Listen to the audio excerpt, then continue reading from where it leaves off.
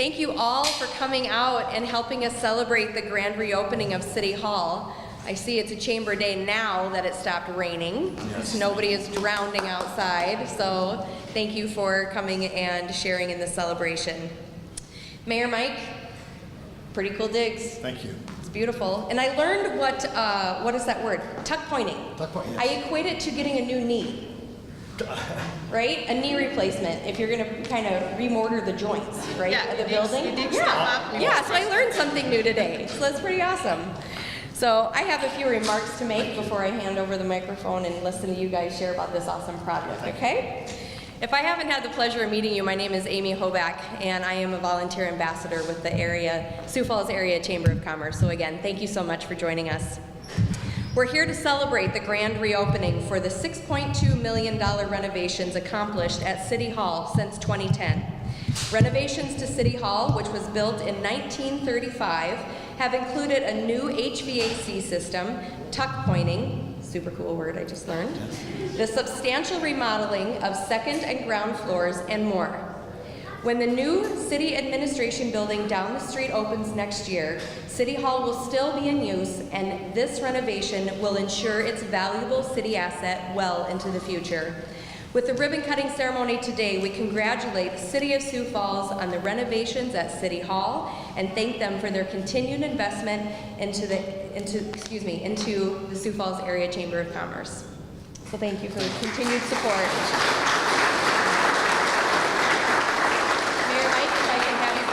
And share some remarks. Thank you. Amy, thank you very much. First of all, thanks for being here. I really, really appreciate it. A special day. And yes, we've got food for you as well. But I'm going to take you back to the 1930s, the early 1930s, specifically right around 1934. Just want to kind of give you some perspective. The average cost of a new home back then in America was $5,970. Our average wages in America was $1,600. A gallon of gas cost 10 cents. It was one of the worst years of the Great Depression. Our world's economy had really hit rock bottom back then. John Dillinger was public enemy #1. For those of you who don't know, he was a bank robber. And actually, they caught up with him, and he ended up dying in a shootout. The Loch Ness Monster. How many of you believe in the Loch Ness Monster? Two of us. Four. I spotted for the first time in 1934. FDR was our president, and Sioux Falls was working on their new City Hall. 1934. Now, 2010, we too were kind of coming out of a challenging economic time here in Sioux Falls. But our city has been growing dramatically. And to keep up with that growth, you also had to hire these wonderful women and men of city government, these public servants, these employees that have been working so hard over the years. One of the things that we just felt was important is actually providing a good work environment, not only for the employees, but also for those citizens that wanted to get good service at the same time.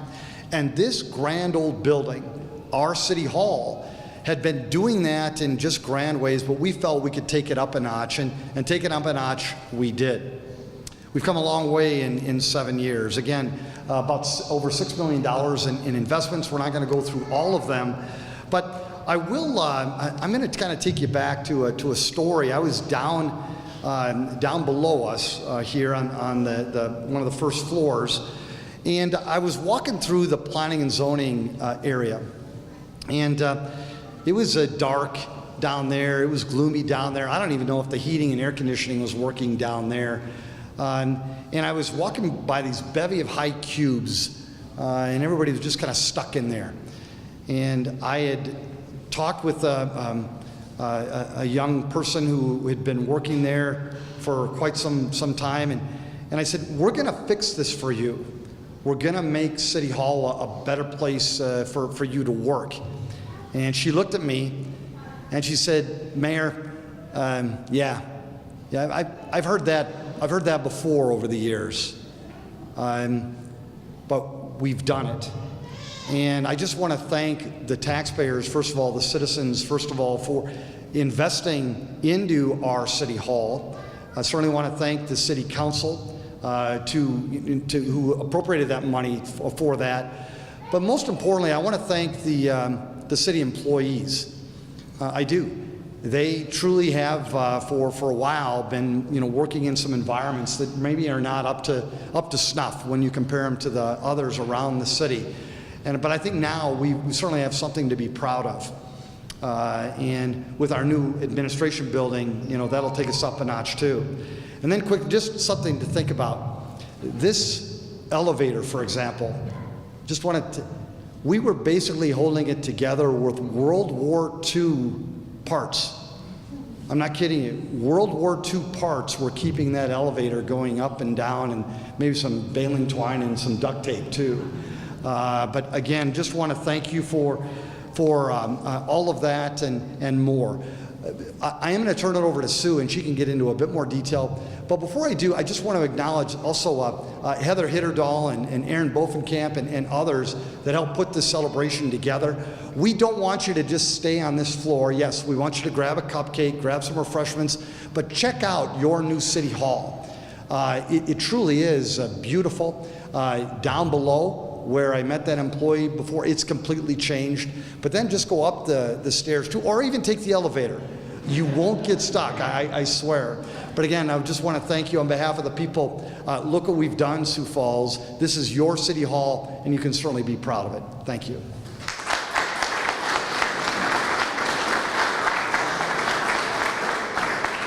I do want to introduce you to Sue Kwon-Beckett, and Sue has been in charge of this effort with her team and so many others. And Sue, maybe just kind of give some perspective of what we've done. Thank you, Sue. Yep, thank you so much. Welcome. Good afternoon. Thank you for coming. I'm glad the rain stopped. As the mayor said, we have been working on renovating City Hall pretty significantly, $6.2 million in renovations. I'm just going to go through some of the highlights just so you can understand what we've done. Some of them are more obvious to you than others as you walk through. The boilers, for example, were original. They were installed in 1934 when the building was built. And they'd never been replaced. They were the oldest operating boilers in the state of South Dakota. Wow. Which is cool, but not really a distinction you want to have. So we upgraded that. The water service coming into the building, that connection was original piping from when the building was constructed. So in 2010, we replaced that, which is a good thing to do to prevent an unexpected water main failure, which would definitely not be good, would it, Jeremy? Yeah. So those are the highlights in 2010. In 2011, we did replace the elevator with new controls, a new motor, and a drive unit. And parts for the existing unit were no longer available, and we had to do something. So new drive provides for a smoother, quicker operation of the unit, which you'll find if you ride in it. And the new motor, of course, uses less electricity. We also updated the interior of the cab so it would meet ADA requirements, and updated the paneling so it's beautiful as well. We also corrected some moisture issues. Drain tile along the east side of the building was replaced, as we were having seepage coming into the building, and it had been happening for quite some time. So we recaulked and worked with engineering to do some replacements of drain pipes in the alley.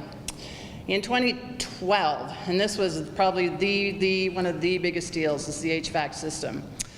If you can believe it, I mean, the last time the HVAC system had been upgraded was in 1967. We had a 1967 chiller, and it was only servicing about half of the building. So, and then we had 10 ancillary units trying to do the other side of the building. So extremely energy inefficient, We didn't have a fresh air supply coming into the building, so you'd have stale, talk about sick building syndrome, you know.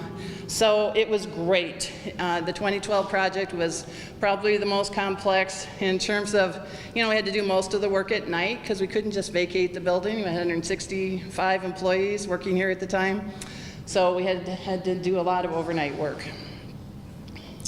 So, but in the end, we replaced it, have new HVAC system, certainly more energy efficient, and we also have a recovery unit to recycle the tempered air, so it costs less to do the whole building. We also put in a heat exchanger that was added to the crack unit in the IT data center. So the energy that's used, because there's so much energy, IT is another one of my areas, there's so much heat that pumps out of the servers up there in the data center. So now we recapture that and use it to heat the rest of the building during the winter months. So that's pretty neat as well. We finally were able to finish the sprinkler system, so the entire building is sprinkled. Finished that off in 2012. We put in a new data center UPS unit that supplies critical power to the data center. We replaced it with a much larger unit. And obviously, I think of the data center as being the brain of the organization and the building, because without technology, we'd all be in trouble. Tuck pointing, which was mentioned previously. It was a 4-year project for us. We couldn't afford to do the building all in one fell swoop, so we did one side per year over a 4-year period. So we started that in 2012. 2013, we redid all the lighting in the building, another energy efficient move for us. We put new LED lighting in the conference rooms and the stairwells, and we replaced the magnetic ballasts that had T12 fluorescent lights with electronic ballasts and energy efficient T8 lamps. So obviously less costly to operate, and they don't have to be changed out as often, which is great for the maintenance crew. There was also quite a bit of work that was done on the City Hall parking ramp, capital repairs, upgraded the lighting there also to LED, tuck pointing, resealing, repairing the damaged concrete, and enclosing the stairwells. So it's really nice for several reasons, for safety reasons for the employees. You don't get as much, the ice buildup in there. So that's nice as well. In 2014, we had more data center upgrades. We put in an additional AC unit to provide redundant cooling, which is very important for our servers up there. We also added additional FM200 fire suppressant, which is a dry fire suppressant system. We expanded that. And then again, as I mentioned, the heat exchanger that recirculates the hot air that is pumping out of the servers up there, so we could use it in other areas of the building. Then, these are the things that you'll notice the most as you walk through, whether you've been here before or not. Ground floor renovation happened in 2014, and that was a really big deal. We did have to relocate all the employees to a different floor or to a different building, and actually we did lease some space so that we moved about 22 or so engineers over to 114 South Main for about an 18-month period because we needed to renovate the entire floor. So when you go down there, when you have to go, it's great. I mean, the service counter down there is top-notch. It allows about 5 people to be serviced all at the same time. I remember in the old way, there were so many hallways and little rooms down there, and there was a sign on the door that led into the permit counter area that said, "Please open door slowly," because otherwise you'd smack into the people that were standing in line in there. So it's a huge improvement to have that customer service desk down there. We also just took down drywall every which way. There used to be, like I said, a lot of hallways and a lot of maze-like structures down there. You open up, you get rid of the drywall wherever you can, and you can maximize the square feet. And we put in new furnishings, sit to stand. I know there were quite a few instances where there were folding tables that were utilized for computers and maybe even some plywood for drafting tables. And all of that obviously is all gone. We have new energy efficient lighting, new carpeting. We have great color schemes down there. Our interior design was fantastic, so you'll have to check it out. So we're very happy with the upgrades down there. 2015, we replaced 127 windows, all of the windows in City Hall, because again, very energy inefficient. You could feel a draft if you put your hand even within 6 inches in the wintertime. It was very energy inefficient. Plus, you could open the windows anytime you wanted to, which is how many office spaces let you do that? No, because your HVAC system can't keep up with that and the humidity levels and everything else. So, put in brand new windows. That was a big deal too. And then second floor renovation. So when you go up, we're on first floor now. Many people don't know, but there are actually 5 levels to City Hall. There's the basement, underground level, and unfortunately we have about a dozen people officed down there, which we can't wait to get them out of the basement and over to the new building. That'll happen next year. There's a basement level, there's ground floor, which is underneath us. This is first floor, and then there's 2 floors above us. So go down to ground floor and go up to second floor too, and you'll see all the renovated space up there. We did the same thing, basically took down all the drywall that we could. And the only things that remain, I think there's there's 2 offices up there that I guess we left as is, but everything else, we now have modular glass walls that you'll see. They're beautiful and that let natural light go all the way through the floor.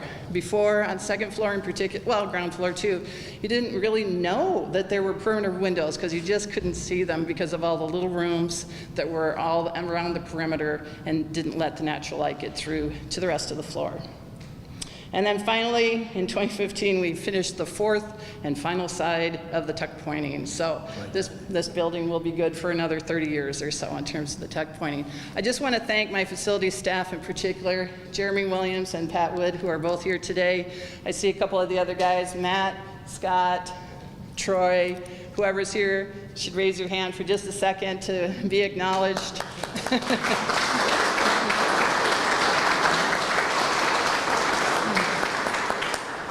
So again, thank you so much for coming. We really appreciate TSP's work throughout this project. They did the design for us for ground floor, second floor. They also did the window replacement project with us. They did all the interior design work, and like I said, we're very pleased with the results. So thank you very much. Thank you for your attention.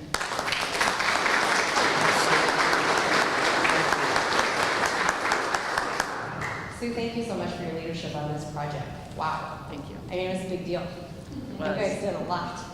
That's really cool, though. But I love the tuck pointing because it left the integrity of the outside of the building. It's beautiful. So it's awesome. Well, and just very quickly, we did have to work with the historic folks as well. This is a grand old building, and it's absolutely beautiful inside and out with the tuck pointing. And we wanted to really secure that beauty and maintain that beauty for future generations. And so that was part of the effort in terms of we couldn't just go in and just bulldoze the whole thing down, or we really wanted to maintain this this beautiful building, and it is good for easily another 100 years or whatever. So thank you. So sorry, Amy.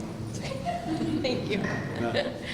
Well, on a personal note, I would also like to thank you as a business owner, as a mother, as a wife, as somebody who loves this city passionately. Thank you for your leadership. Thank you, Amy. Appreciate it. Thank Okay, we have one more order of business, and that is to present you with a plaque and to have you cut this big, beautiful blue ribbon. To do that, we have a representative of our board of directors with us, and that's Alex Ramirez with USA Media TV. Thank you. My man Mike, please. Thank you. This is about renovations, and wow, that was a long list. So you've done a lot. But I think it's also about progress. I have been, believe it or not, to many cities all over the world, and I have never found another city like this one. There is no other city that I've seen that is growing so progressive, and where the city, its chamber and its population cares so much about what's going on and work together to make a better place for all of us, a better community. So on behalf of the board of directors, I want to present this plaque for you. Now, I don't know if you'll be able to nail it on those marble walls, but I'm sure you'll find a good place, because you know Yes. that we care. Yes. And we hope that this shows, that all of these 2,200 people care about you, and you care about us. So, Thank you, Alex. Thank Thank you. you. Thank you. Thank you so much. Yes.